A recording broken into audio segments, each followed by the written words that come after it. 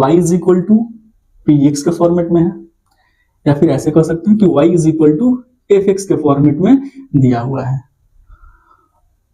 कोई बहुपद है जो y is equal to p x या y is equal to f x के फॉर्मेट में दिया हुआ है, जैसे y is equal to x square minus 5x plus में 2 दे दे तो इसको कह सकते हैं ना कि y is equal to p x के फॉर्मेट में है। इसको ऐसे भी कह सकते हैं कि y is equal to f x के फॉर्मेट में है।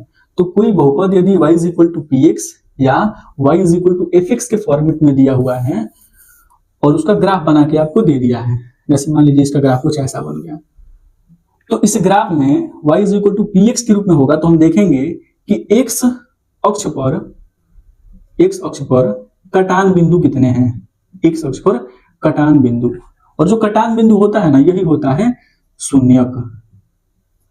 जैसे देखिए ये आपका जानते हैं आप, ये हो जाएगा x डैश x अक्ष, और ये y और y डैश ये हो जाएगा y अक्ष। तो x अक्ष पर कटान बिंदु एक यहाँ पे कट रहा है और एक यहाँ पे और एक यहाँ पे, तो 1 2 3, तो इस बहुपद के जो ग्राफ दिया इस ग्राफ के अनुसार आपसे पूछे कि y is equal to p x के फॉर्मेट में बहुपद दिया गया है, तो इसका आप बताइए कि शून्य कितना है, तो कह सकते हैं कि इसमें शून्यकों की जो संख्या है, शून्यकों की संख्या वो कितना है, तो शून्यकों की संख्या 3 है। आया समझ में? अब इसी क्वेश्चन को हम थोड़ा सा उल्टा कर देते हैं, जैसे अब देखिए यहाँ पे y is equal to p x लिखा है ना, उल्टा कर देते हैं, यानी x is equal to p y के फॉर्मेट में दे दें।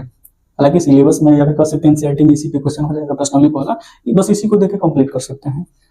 या x is equal to f y के रूप में दे दें, तो x is equal to p y के रूप में दिया, तो अब किस अक्ष पर हमें चेक करना होगा, अब चेक करना होगा y अक्ष पर।